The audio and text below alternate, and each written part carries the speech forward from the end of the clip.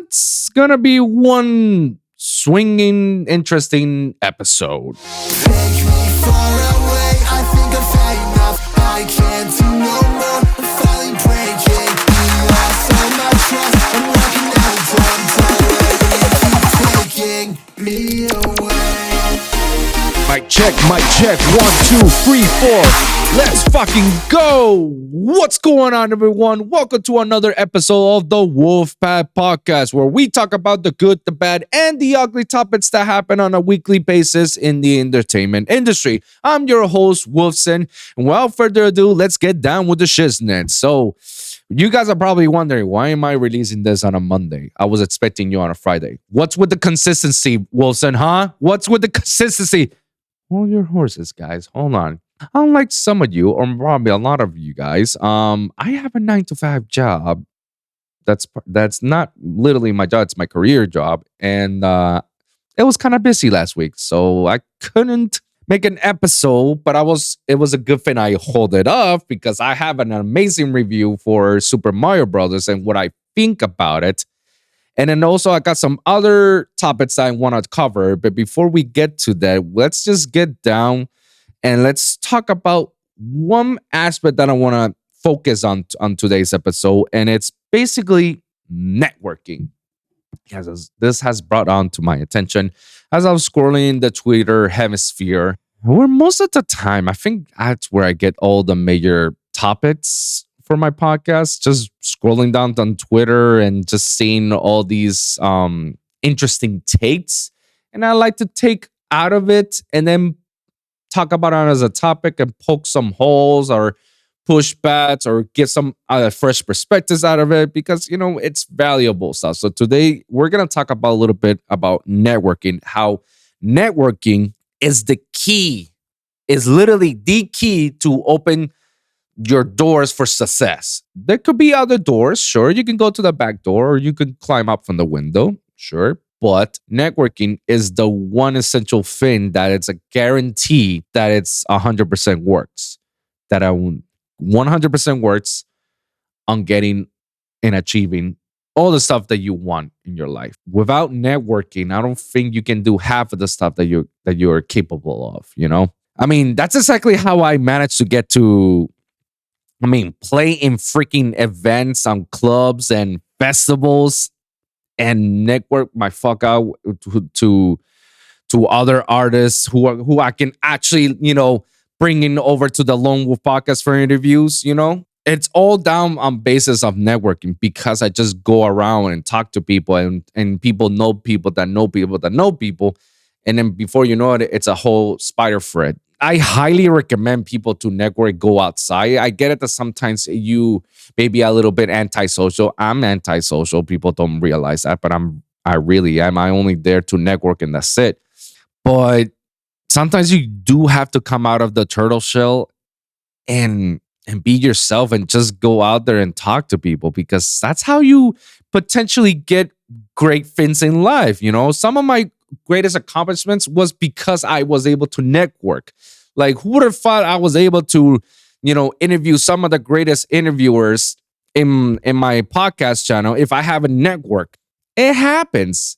And I've done this before. I've talked about this before. I believe when it comes to music and you want to release music on a label, you have to go to network. You have to go to where the artists that release music on that label go to. You got to go to where the label parties are and network and know the people and whatnot. And that's how you get your music out there. Like, that's essentially part of networking. And this is a very key information about it, that it's very essential. You have to do it. And the reason why I'm talking about this is because it has brought to my attention on Twitter that there's a certain, I don't know if he's known as an artist. Let me take a look. I don't know if he's an up-and-coming artist. Probably a troll, or you know what? I can't even say, but it looks like he has a troll account. His name is SadHu. His Twitter is SadHu the King. I make this account to download the sample pack. This is a parody account. All views are those of James Hetfield by Metallica. It's a troll account, honestly. It's a troll account. I don't know. I don't know. I think this is like some guy or some kid that's basically ranting about the EDM scene or how shitty it is, and that was like, well, it's not just the EDM scene. Like it's subjective. Every other scene is shitty. It's just it depends on where you're heading yourself or who you're talking or you hanging with. That's what makes the whole difference. Granted, there were times I was with people who are very shitty, and I knew, and when I realized that, I distanced myself from that, so because I don't want to be associated with it, and then I go with the people that actually makes like, oh my god, a lot more sense. Like like this is what makes the scene. So yeah, there's two sides of the coin. It's all perspective, and it's all whether you see it this way or you see it that way, or you hang around with this or you hang around with that. It's all perspective. So let me show you what I'm talking about. So I saw this little trend right here. This little thread, and I'm not following him, but I'm looking at all his stuff that's been tweeting, and it's been on my news feed, so I don't know. So here's something that he says, which is kind of interesting, and I'm gonna elaborate that. And some other artists that I know have pushed back on that notion as well. So he says, why do they keep selling you this lie of having to go network to local shows in order to get bookings? I'm pretty sure he's referring to let me put this by myself. I'm pretty sure he's referring to promoters. I'm not gonna deny that there's these type of promoters who are very scumbaggy and they're shitty, that they only care about money, selling. So what did they do? So they sell you the dream as of like, oh, you sell tickets, you promote, I'ma put you up a free exposure. You're gonna open up for this guy, and so and so. That's the dream. That's the dream that was sold to me, and I had to do it in order to get my name out there. That's pretty much the dream, and and I've talked about this a lot of times. And even on our previous episodes, there were promoters that I interview, and they say like, yeah, that was back then. Now it's different. Now it's more, if you're an artist, if you're an up and coming DJ, let me see your pool, let me see your social media, let me see, how good of a DJ you are. Because if you're not and you don't have that pull, then we don't book you. That is much more commendable. That's much more better sound than to like, yeah. Just sell tickets and whatnot, and I got you. Even though sometimes some of these local DJs, they suck ass. There've been a couple of shows that I've been to, and my God, they suck ass. And I'm like, good thing I'm not playing this show. Yeah. So this is what he's been saying. I think that's what he's referring to. And let's see. I'm gonna do some little pushbacks, but let's continue to read on. What did he keep selling you with this, like having to go network to local shows in order to get bookings? Which I agree. The promoter will be way too busy to acknowledge your existence. True. The local DJs are stuck up their asses because you're not part of their clique and won't speak to you. Yes or no? I have met people. There are a bunch of stuck ups, and they believe that they're the greatest shit ever. For example, I was with my local homie Snuko. He's a sweet person, bass dude, and he has a friend called Rampage. Rampage? That was his artist name? He's known as Jack. And he had a beef with everybody, including with me, even though I didn't do anything other than to support him. But yeah, he's the type of guy that he has like beef with because he doesn't want to be with any, and he tells like, you're not rhythm enough and this and that. I'm like, dude, chill the fuck down, all right? So it's not all of them, You can make an argument that a lot of the rhythm local scene people are like that. You can make an argument, but not everybody, because I've met some rhythm dudes that they're, cool. And some other locals that homies of mine from different genres are cool as fuck as well. And I get along with those guys. So it's a yes or no. It's not everybody. It's probably the perspective and the scene that you're into, because not everybody's like that. But I can believe you that there's people that are like that. Headliners is reading lines is secluded in the green room. Question mark. Congratulations, you just paid a $20 entry fee, probably $10 or $30 on drinks in order to get in Nor. Can't wait for 18-year-old EDM Twitter kids telling me to do better because they think this post is me bitching about not getting local shows. Okay. Oh, wow. Wait a minute. There's some more stuff.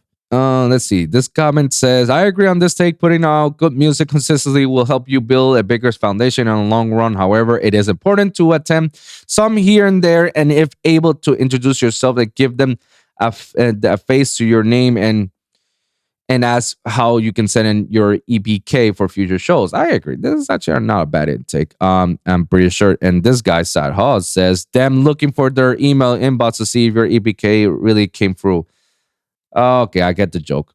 Because you're too drunk or high to see where's the EPK, even though you got a bunch of notifications. All right, so he got a couple of more. I'm just going to read a couple more, then I'm going to go back on my pushbacks. Actually, while on the shitter, it hit me like a ton of bricks. Actually, do try and do all these network things, as futile as they might seem. In a couple of years, when Insomniac and Live Nation have bought every single EDM venue and production company, that then hits literally game over.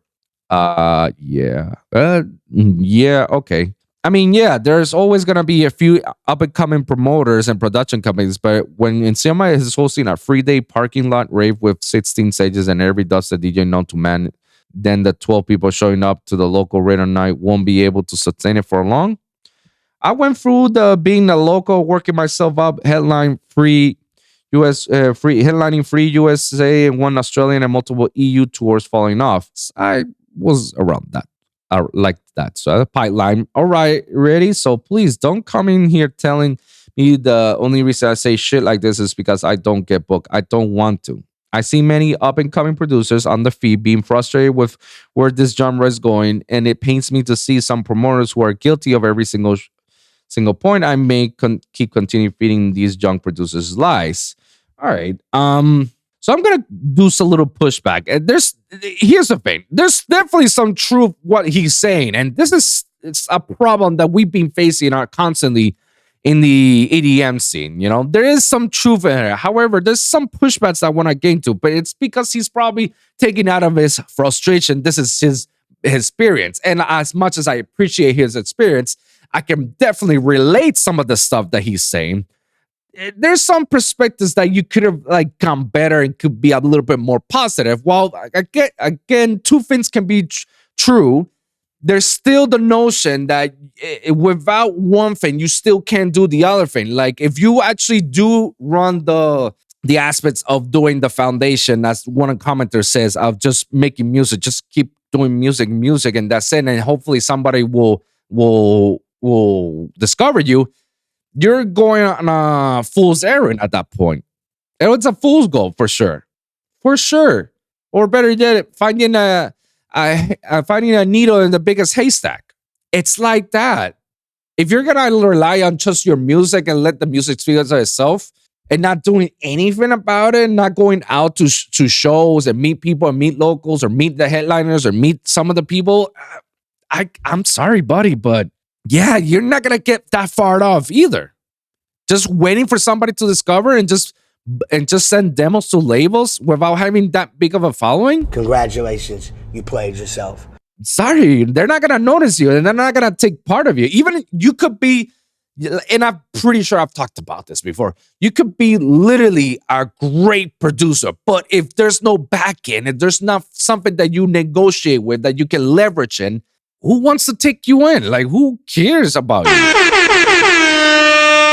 That's why networking is important, because it's those type of connections, those favors, those pulls that can help you and prolong you to bigger and better things. I've talked about this before, like how you can network with someone, how to leverage them, you know, how to give them something that they don't need in order for you to get something that you want from them. And a brief summary is basically, I've done this before. I ask the labels, hey, do you want a vocal sample pack for yourself? All I need is just take a look at my music and let me know if you want to release it. I can do it for free for you guys. Just do a vocal set. Honestly, and I've done a lot of vocal packs for a lot of labels. One of them was well known for Hybrid Trap, that I've done 3 of them. Others I'm not going to say. But thanks to those others, I was able to release music or have the distribution to be released from them, you know? But that's how you leverage. Because if you just show your music, there's nothing that you can negotiate with. It's just your music. It's like, I have thousands of more telling me the same thing. What should I partake of you? Give something back to them. If you give something back to them, you're saying that I can do this for you, they're going to do that for you. Networking, favors, pulls, strings, however you like it, however you want to put it.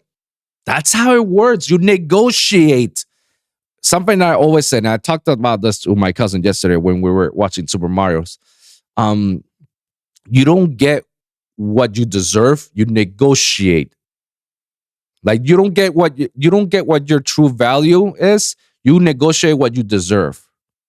So your value could be this much, and you can ask for this much, but they're not gonna give you that much unless you negotiate for something that both parties could be like, okay, this is something we can work on. Middle ground, happy medium, even Steven, something that we both can be happy, something that we can negotiate. And network is part of that, you know? So there's some pushbacks that I want to say with him. And there's some truths out there. The headliner railing lines in the secluded green room. Not every headliner is like that. Not everybody's a drug addict. Not everybody. I can tell you that right now. Because I have a lot of homies that they're not drug addicts. They don't take drugs, and they're sober most of the time. They do drink, sure. They can pop a bottle here and there, but you know it's a little bit. What else he says? What else it says? Like the whole Insomniac Live Nation thing is definitely a true thing because definitely it's coming closer and closer. I've seen like Insomniac taking over some festivals and shows here in Florida. I mean, for God's sakes, Forbidden Kingdom was its own Florida thing. It was its own Florida thing before Insomniac bought it off.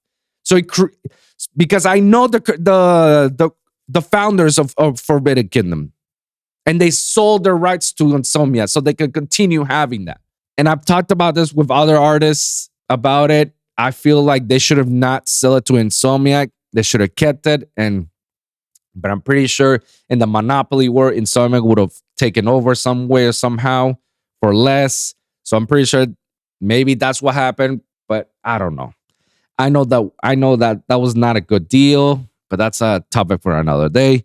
So the other thing that I did saw, which is one from Sweet Tooth, shout out to him. He did this trim, quote tweeting on what this guy said, which I found it very truthful. He says, I randomly went to a show in Seattle, and me and Funkcase were the only sober ones there. That's when he gave me the email to DPMO, and I sent him Impending Doom. He only recognized me from bumping into me on other shows. Love you, bro, but you're so fucking wrong on this. It hurts.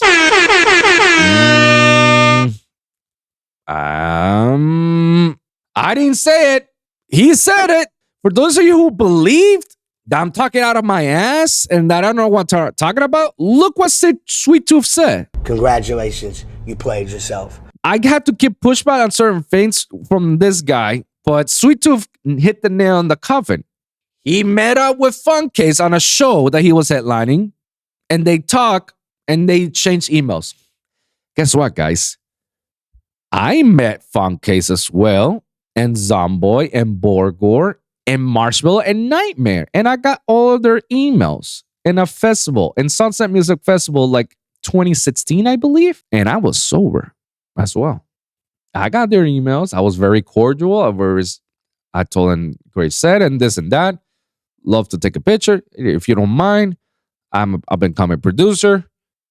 I can send you some stuff if you like it. Dope. If you don't, that's fine. Boop. They give me their emails. Network the fuck out. Network the fuck out. That's how you manage to get some of these artists. You just talk to people, network out of them, man. Sweet Tooth, what he said, bro, hit the nail in the coffin. The reason you go out and network isn't to shove your project down people's throat. It's to progressively get people familiar with you, who you are, and what you do. And over time, your name ends up in the conversation where opportunity comes up. I literally got to where I'm at by being at damn near every show, doing what I could do to lend a helping hand and go hard for my locals and other scene, for my local scene and other artists when I could, and when I could, and that eventually resulted in people, both fans, promoters, and artists, wanting to help me grow. Facts, facts, facts. What did I say earlier, guys? You help around, you leverage, you negotiate, you network, and that's how you get all these things. Here's the thing, guys. Like, I get excited when I know I was right. And when somebody else speaks facts who has a bigger following than me, I get more excited because it's like I've been preaching about this for quite some time. And some people may say, like, this is Wolfson, crazy conspiracy Wolfson with his tinfoil hat on it. But then again, here comes some other person who says it, who has a bigger following and is a bigger coming. Oh, shit, it makes sense. Oh, shit, Wolfson now makes sense. NANI? Guess what? Guess what? Congratulations, you played yourself. Unbelievable. To be fair, Steven's banned from playing American shows, so that might be well across the pond, but you can vouch for larger crowds. We're all in the same situation, trust. I love, bro, but instead of even trying to announce a solution to anything he gripes about, he just gripes. Yeah. Okay, so maybe there's some context as to why this guy is like, I'm getting a little bit of more context of why this guy feels like he's butthurt and why he's like spitting some stuff. There's some stuff that he's true. At the same time, there's some stuff that is like pushback. All right. Funkcase itself says, I literally spent thousands to go to Lost Lands as to support my DPMO guys and network, and that was it. There's a huge benefit in it. In the end, very poor take. I love Funkcase. James, you are the G. I 100% agree. The fact that you're telling me that networking is pointless, you shouldn't focus on your networking. I have to disagree with that notion, you know?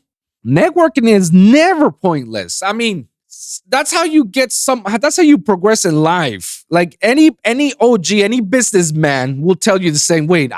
How I got to where I am, I networked the fuck out. I went to a conference, I went to a webinar, seminars, I went to workshops, I went to school, I went to talk to people, I went to clubs, I went to where people go to clubs, I talked to the festival shows and this and that. And I network with people, I talk to people, and then I got this empire. That's how you do it. You network. You have to network. You can't just rely on trust on your work. You have to network. You have to make those communications, those key elements in order for you to continue progressing your career as whatever you're trying to do, whether it's a music producer, audio engineer, graphic designer, videographer, photographer, or director, film writer, and this and that. Like, it doesn't matter. It does not matter. If you want to progress in life, you have to talk to people. You have to network. You have to go outside and meet people.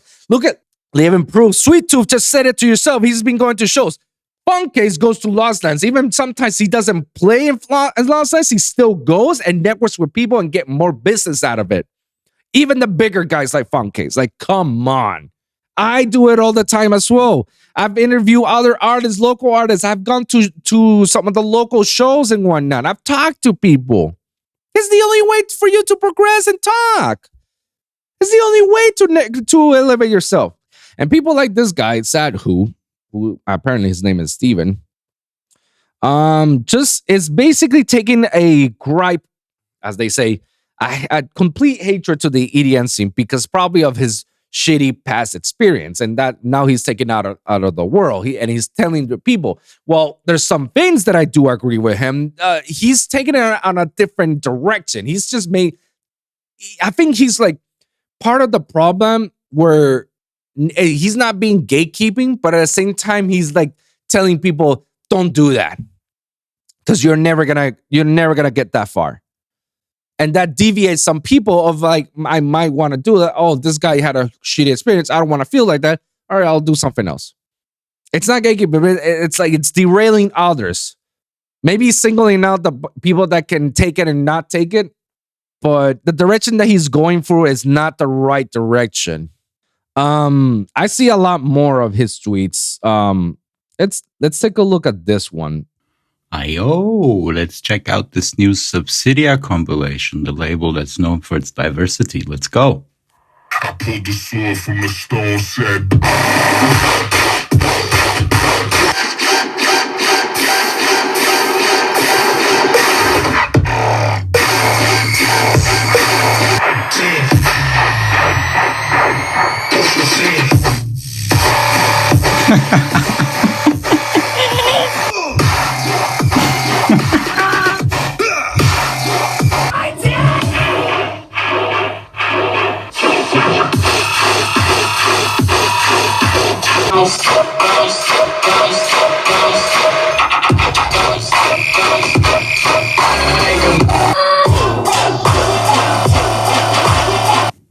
Yeah, I'm not gonna go through the rest, but like, shout out to the A&R of Subsidia. You're doing a really good job putting out a compilation, showcasing talent, where every song sounds the same. Nice. When every song sounds the same, they're playing for your absolute fullest, and the dubstep scene eats it up like it's the hottest shit since Goldie invented time stretching.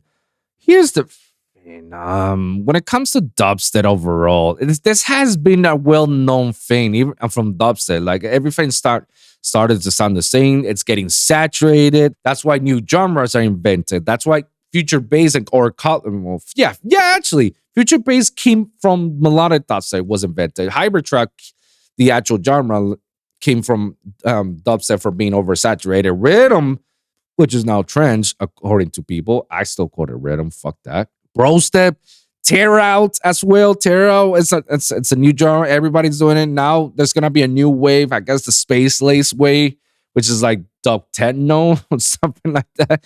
Would that dominate VIP? Like, I definitely want to do a song like that. That's actually sounds dope and fun to do. Yeah, but this has been something that's been well known in the scene, you know. Ensure that it sounds the same. And guys, you know what? It probably is. And after again, look over my episodes when I talk about labels and shit and whatnot. This is normal. It's not what you know, it's who you know.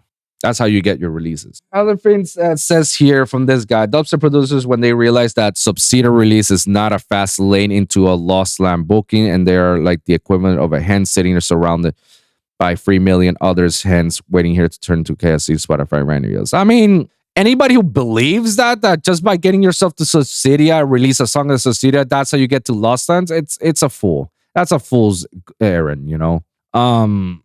You should be honored the fact that Incision played your music. That should be good enough. But believe that you're going to be playing in Lost Lands. If you're releasing multiple songs of Subsidia and becoming like a Subsidia official artist and then have other songs being released on other labels, you're probably getting booked at Lost Lands because of the exposure and how many people you're getting into. Needless to say. Yeah, his take is it's a little bit too extreme, you know. I guess something that he says against Chromatics. The one thing I think smaller tour acts are missing is van tours. The feeling of being the role with the homies, cracking jokes and telling stories. A little journey to play music city to city seems like a natural dream. And he goes, so bad how smaller American producers haven't started doing this instead of crying about flights prices. The planet is dying, by the way. You're not even helping as well, bro. It's almost as if smaller Americans producers aren't playing enough conservative shows in cities and states close enough to drive to do that justify the amount of time it will take to travel by van instead of a plane right now. And oh yeah, most of these have jobs during the week. I agree with Sweet Tooth one more time. Something that a lot of people don't realize, but yeah, people do have jobs.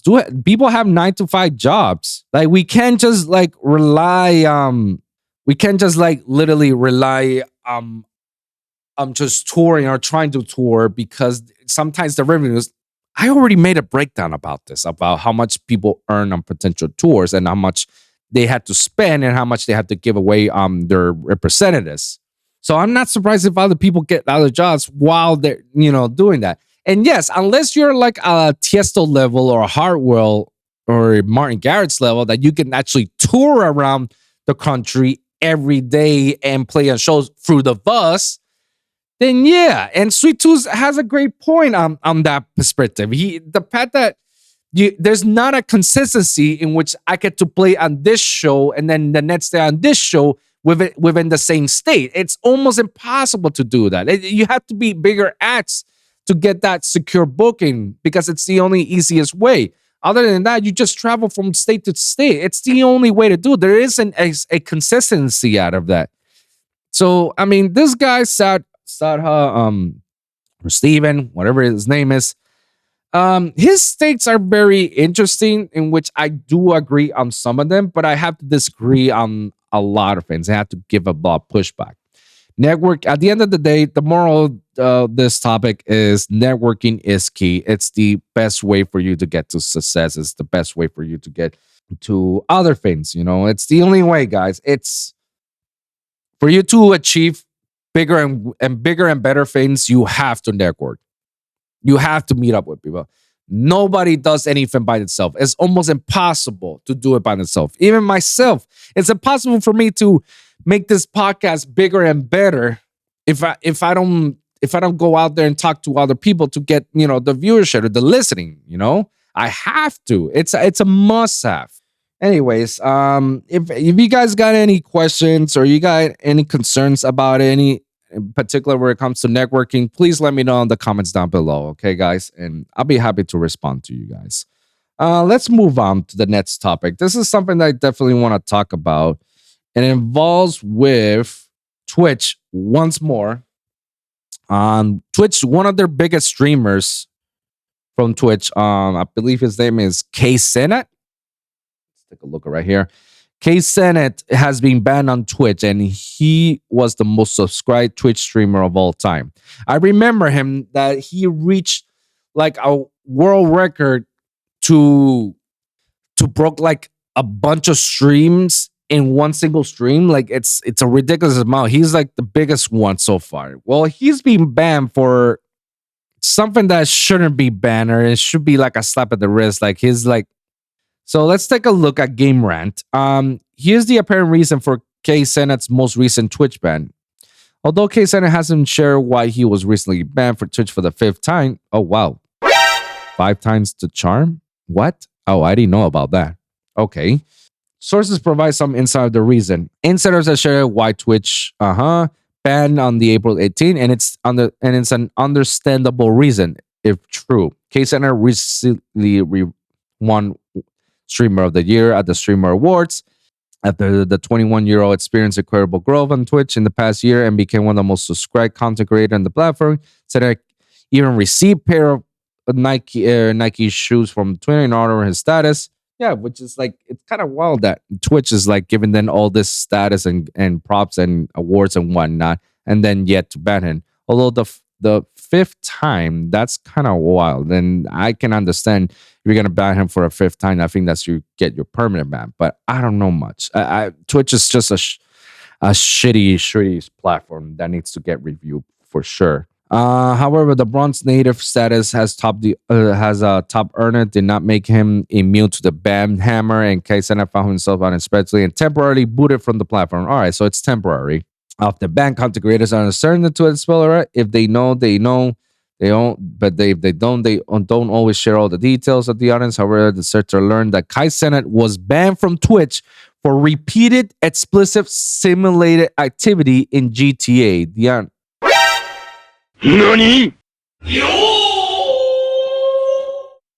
What? Huh? You serious? In addition to regular holding chat streaming, K-Senate often plays games on his channel, and he was simulating sexual acts in Grand Theft Auto. That will be a direct violation of Twitch's terms to us. Whatever the reason of his ban, the event has renewed on ongoing rumors that Senate may be moving to Twitch rival Kick soon. In response to Twitch, and ban Kick co-owner Trainwreck simply replied in the picture and so only his hand. All right, for years the platform has been accused of showing special treatment to its top content creators, but Twitch has banned many notable, including Gideon, Adam Ross, and Misgift. The GDM was a little bit too much.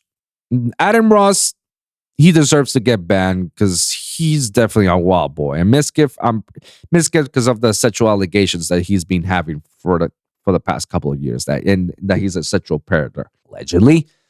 We won't know, but that's the reason why Misgift has been banned. Gideon, however, he just talked shit about Pokimani, or whatever her name is. I didn't find it that offensive about it. Oh, I think it's because he told streamers to go snipe on her streaming. That's why he got it. But to be a permanent ban for that's versus like there's other worse things that are happening in Twitch, which is the hot tub streams, which I feel that should be a ban of itself. Like having women just to be on bikinis and showing their hot streams and having other people send for it and sending money, that should be a ban. That's already leading to loot, and that should be a violation itself. But I digress because it's like, what else I can do but to complain about Twitch? Because Twitch is just a shitty platform that has no morals, and it's bipolar at times. They pick and choose who to ban for the stupidest things, you know? Some of these are temporary, others as semi-permanent, results in content creator moving on another platform. Sometimes in the case of indie thoughts in early April, Twitch allows them to return unexpectedly and surprise even the street streamers itself. Of course, this isn't the first time Twitch has banned K-Center. The first ban, which happened in March, was as long as it lasted for a month. All others have only been for a day or free, and it's more likely like latest ban will be for a short one. However, it does show that even the most popular content creators on the platform can get complaints, and streaming like Kick and YouTube will fall back. So what are my thoughts in all of this? And this is something I definitely want to like reiterate about this, because it definitely makes me mad. I get why he got banned. All right, this is not your first rodeo. You got banned for GTA and its fake sexual ads. Like, we all know what GTA does. Like that's the whole gist of GTA, you know? Sure, not everybody does that, but I guess he doing that, I can understand. But a ban, like, that's a little bit too much versus other people getting banned for not getting banned for worse things. Or even better, let me take a notch level. There was this Brazilian streamer. I forgot what her name, but this was well known, that she was getting what's the kid-friendly version of me saying this? She was doing it while on stream. Nani? You couldn't tell because it didn't show anything, but if you look at the reflection of her window, you can see her boyfriend just doing it on her, and she's like streaming like that. That constitutes a violation alone. That should be a violation alone. She belongs to the street. That should get you permanently banned because because Twitch doesn't allow sexual acts while streaming. Like if you want to do that, you go to OnlyFans, or you go to another platform that allows you to do that. Twitter, I guess, but not on Twitch. You guys know how long she was banned? 7 days. Nani? Emotional damage. 7 freaking days what she banned. And it's not something like, oh, you're misconstruing. Like, no, she did it. You saw the stream. There's the videos of it. There's evidence. You can see her, and you can see her in her facial expressions as well. 7 days. She belongs to the street. 7 days ban. While others get banned from, for saying wild things, but not doing it, but they get permanent ban. And K-Senate getting banned for a video game, and the video game allowing such sexual things, he gets a ban. Congratulations, you played yourself. Huh? Nani? Like, what are we talking about? It's just the hypocrisy from Twitch. That's all. It's the hypocrisy. Like Twitch I feel like Twitch needs to have a reboot. Twitch needs to have a reboot, and I feel like they should fire everybody in the tops and replace it with new people. Because for them to allow such things and they pick and choose who to ban and who not to ban and how long, all because it's getting the numbers. That's what it is. It's the business. It's getting numbers. It's, getting attention. We're getting, views. People want to come into a show. Yeah, no, it's shitty. It's shitty as it is, with the AMSR, which is basically Twitch streamers, taking a microphone and put it right here and just go, you're like that. That's like the dumbest shit ever. Yet, Gotcha, bitch. People get like a shitload of views. Gotcha, bitch. And every time I hear it, it hurts my ears because, god damn it, they're messing up the speakers. They're messing up the microphone. It's clipping like shit. It's distorting and break my things. And it hurts your ears. But apparently, a lot of people like that, and they just keep it going. So stuff like that, and the hot touch streams, like Twitch. What are you doing, guys? What are you doing? Anyways, that's just a little rant that I just want to say. Let's just move on with the next topic. Definitely want to talk about the recent Jonathan Majors case. Right now, it's on a lingering effect because we don't know if Marvel's gonna drop the ball and say we're no longer having Jonathan Majors as Kang the Conqueror. We're gonna replace him. And it's very scary because I like Jonathan Majors. He did a great job as Kang the Conqueror. I don't know if this is going to affect the MCU. It's not the first time they've replaced. I mean, shit, we had 3 different Hulks. And it was the first time the charm that we got Mark Ruffalo as the Hulk. And he's done a great job out of it. But I don't know what's going on, guys, because I feel like every time something comes out with Jonathan Majors, I feel bad for him because something comes out. He proves that it's wrong and he's innocent. And then more evidence and more people are showing up to say, accusing the man. And I'm like, okay, is this a thing? Is this a legitimate thing? Is this no? Or is I don't know, as a smear campaign? I don't know.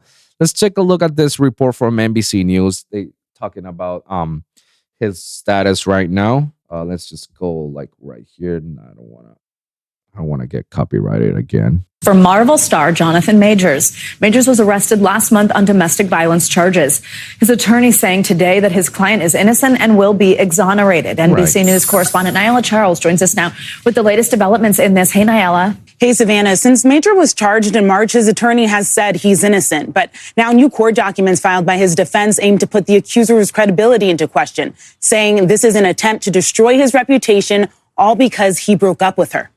New documents obtained by NBC News give a glimpse into actor Jonathan Majors' defense amid his legal battle. Good to see you again. The Creed 3 star is charged with harassment and assault for an alleged domestic dispute with a 30-year-old woman in New York City in late March. In a letter to the court, his defense citing irrefutable evidence that Majors is innocent. Police say they responded to a 911 call. Upon arrival, they say the victim accused Majors of assault, and investigators verified the claims. But Majors' defense disputes those claims. Court documents filed by his defense say that night the woman assaulted Majors in a car and then went to a nightclub without him. Submitting screenshots they say were taken from surveillance cameras and show she was visibly uninjured. Hours later, Majors says he found her unconscious in his locked bedroom with minor injuries. NBC News is not naming the accuser or showing her face. This week, Variety exclusively reporting that more women are accusing Majors of abuse and that they are cooperating with the Manhattan DA's office. In response to the Variety article, Majors' attorney maintains his innocence and says he will be fully exonerated. Deadline reports he's been dropped by his management and PR teams in multiple projects. Which is kind of shitty from them. NBC News has not been able to independently verify the Variety or the Deadline reporting. Meanwhile, Disney hasn't commented on Majors' future as Kang the Conqueror in the 2025 Marvel Avengers film. The once considered rising star, now riddled with controversy. And Nyala, what do we know about that 911 call? Well, Savannah, Majors' defense says he's actually the one who called 911 after he found the woman in his bedroom the next morning, after she sent him a suicide note in response to his breakup text. His next court appearance is set for May 8th, and the Manhattan DA declined to comment on potential additional accusers. I feel bad for Jonathan Majors, honestly. This is kind of a messy thing. What are my thoughts behind this? I like there's more of a timeline now, and now there's evidence that he didn't do anything wrong, allegedly. Now we got to put it allegedly.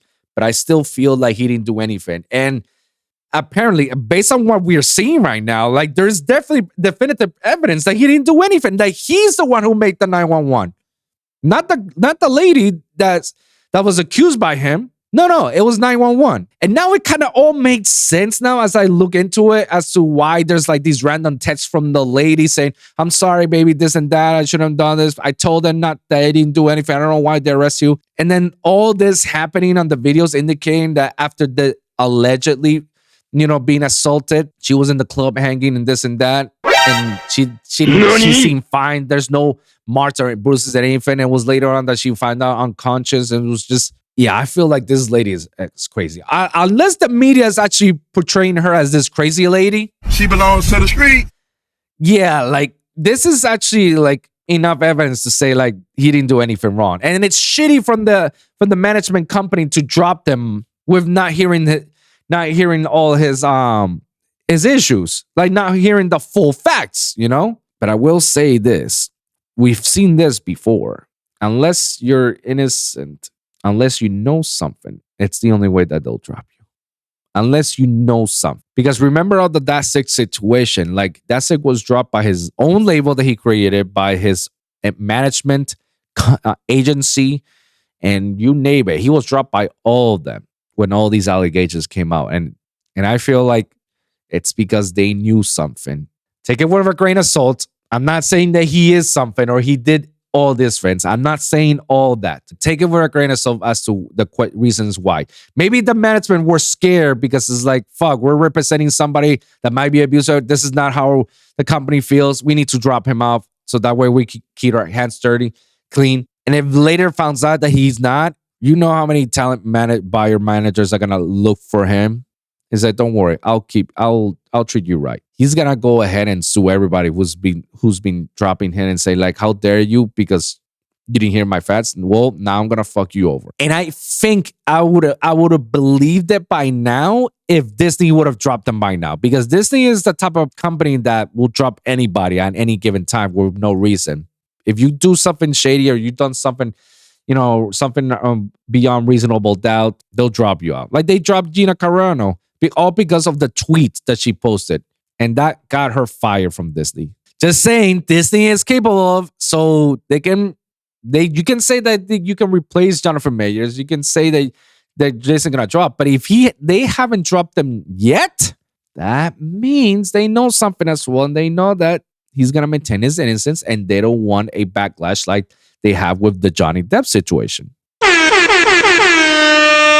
Like I say, we don't know what goes behind closed doors. We don't know what's behind the scenes. We're just assuming based on all the evidence that's been told. So far, it seems like Jonathan Majors is in the right, and he will probably get exonerated and clear for all this, and he's gonna take action to all those people who's been doing wrong. Now, having all those 20 women that came out from that he did something, either he did do it or it's a quick cash grab. But evidence suggests that he didn't do anything. So I don't know what's gonna happen with those two. But I'm trying to believe that I think they're trying to, once this one is done, then they can dismiss all the others and be like, nah, you don't have nothing. We're gonna see. We're gonna keep updating. Before we wrap it up, let's go with Super Mario Bros. Let me put this little article right here from my GM. Super Mario Bros. Movie holds up Evil Dead Rise from its third weekend in box office victory. So far, I think look at this. They're getting closer to $1 billion in the third weekend. So they're right now globally $871.83 million.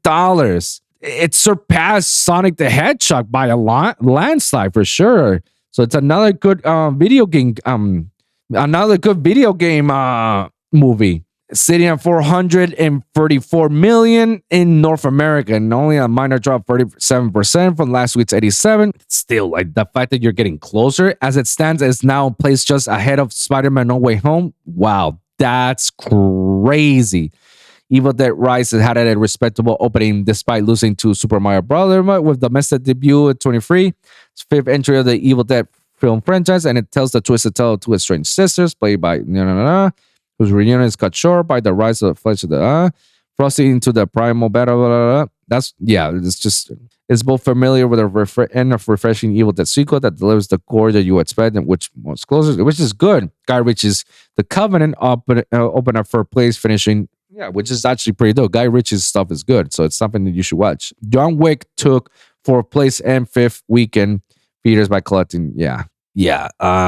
So here's my review per se about Super Mario Bros. I watched it yesterday, and let me say this. It was better than I expected. It was way better than I expected. My anticipations were pretty low because I did not like Chris Pratt as Mario. And I still didn't. It was okay, but I was still like, you know how there's certain characters that you know this character's voice belongs to this character. Like, it makes sense. Me hearing Chris Pratt as Mario, to me, it didn't make sense. I just didn't feel that Mario as I was supposed to. I feel like he was trying too hard, and I can see why he felt that way because, you know, Mario is a very iconic character, and expectations is pretty high for you to fill up those shoes, you know. Oh, but you're just hating on Chris Pratt. Like, not at all. I love Chris Pratt. Chris Pratt is hilarious. I loved him on Parks and Rec, where he started off with other movies as well. When he put out Jurassic World and Guardians of the Galaxy and other movies that I've seen him before. I love Chris Pratt. Chris Pratt is pretty dope. I don't have a problem with him. I just feel that his voice it's not for Mario. Like, it doesn't make sense. Give me an example, Wilson, because I feel like you're being hating too much. All right, a perfect example, Bowser, played by Jack Black. Loved him. I want Jack Black to be Bowser for any future projects that involves Bowser. 100%. I want him on all of them. That makes sense. Sonic the Hedgehog, the guy who played John Ralphio, Parts and Rec, Sonic the Hedgehog, the voice actor, Ben Schwartz. Ben Schwartz is the iconic Sonic the Hedgehog movie voice actor. You listen to him and it makes sense. You hear his voice as both movies and it's like, holy shit, he sounds dope. Idris Elba as Knuckles, again, it sounds dope. Which, by the way, I just heard rumors that Knuckles is having a spin-off series in Paramount with Idris attached to it. More lore to expand, and they say it's something that's going to be between the second Sonic the Hedgehog movie and the third. So it's like in between that spin-off series, which is dope. But needless to say, it's the fact that they give him that role, that means that he did such a great job as Knuckles, and so as Ben Schwartz as Sonic. And so I give it to Jack Black as Bowser. He did such a phenomenal job. And the other voice actor, I don't know who was Luigi. He did a good job. In fact, I thought that was like, damn, that's actually a good spin image of Luigi. But Chris Pratt, I just didn't feel it. I think that was my biggest gripe. It's just like, And also Seth Rogen as Donkey Kong. Yeah, bro. Like, I didn't like him. And again, not hating on Seth Rogen. I've loved his movies. I've seen them all. I mean, from Superbad to This Is the End to like Pineapple Express to Knocked Up and other well-known movies. I mean, shit, like 40-Year-Old Virgin, he was hilarious. Other movies, again, I love Seth Rogen. But him as Donkey Kong is just, again, it didn't make sense to me. I didn't feel it. I feel it was too forced. I feel it was like too surface. I don't know. It didn't feel like it was too Donkey Kong of it. But I could care less. I just didn't. Chris Pratt and Seth Rogen as Donkey Kong and Super Mario. But the movie itself, despite those gripes I have with those voice actors, the movie itself was pretty good.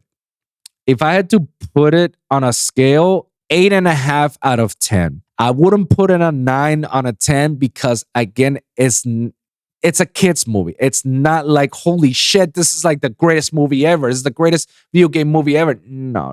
Calm down. It's not the greatest. I feel like Sonic the Hedgehog 1 and 2 did a better job than they did on Super Mario. But of course, on the box office numbers, reason why Super Mario Brothers movie is big, it's because it's a huge franchise backed up by Nintendo. Obviously, it's gonna be huge.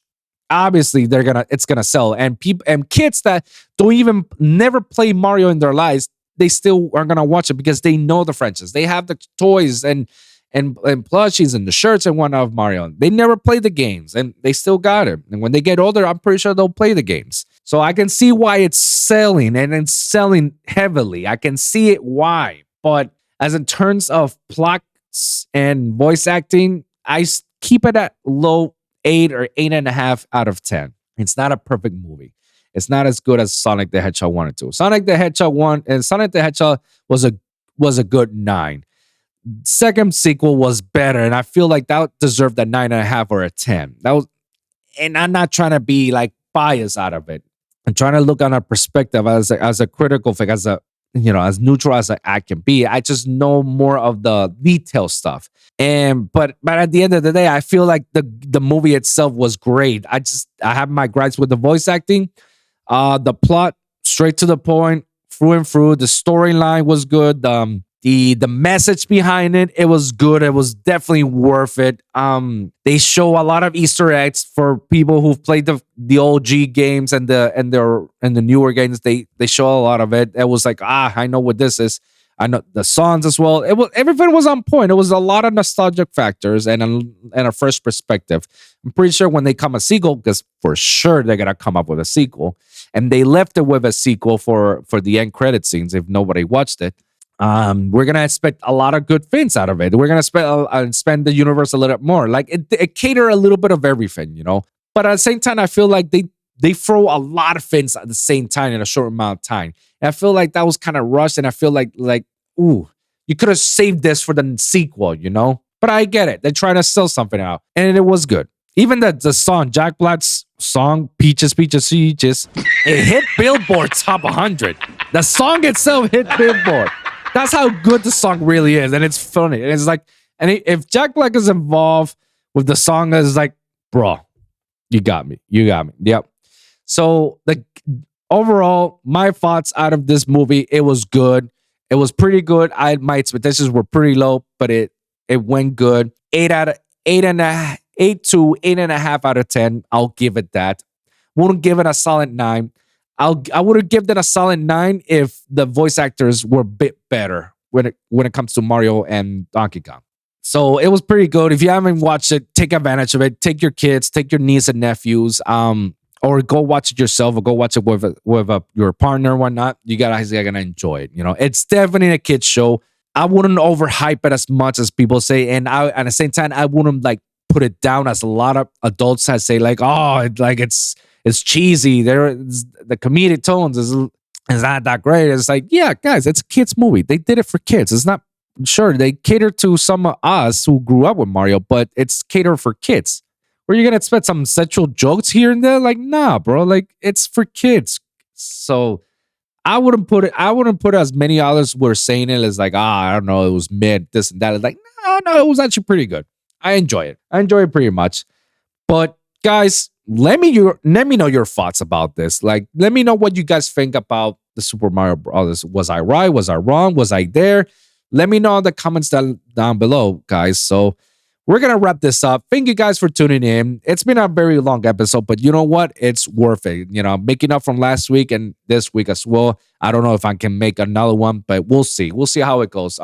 Thank you guys for tuning in. And remember, every week is a brand new episode or a brand new topic. So always remember to like and subscribe for your weekly episodes at The Lone Wolv Podcast for SoundCloud, Spotify, iHeartRadio, and Apple Podcasts. And of course, the YouTube channel at youtube.com/The Lone Wolv Podcast or lonewolfpod.com. That's lone, WOLV pod.com, where you check all my latest episodes of the Wolfpack Podcast and the Lone Wolv Podcast. Remember, we're all under the same umbrella and the same channel at youtube.com/The Lone Wolv Podcast or at Lone Wolf Pod in YouTube. You can also comment on Spotify, so let me know what you guys think. Comment down below. Let me hear your thoughts. Share your experiences.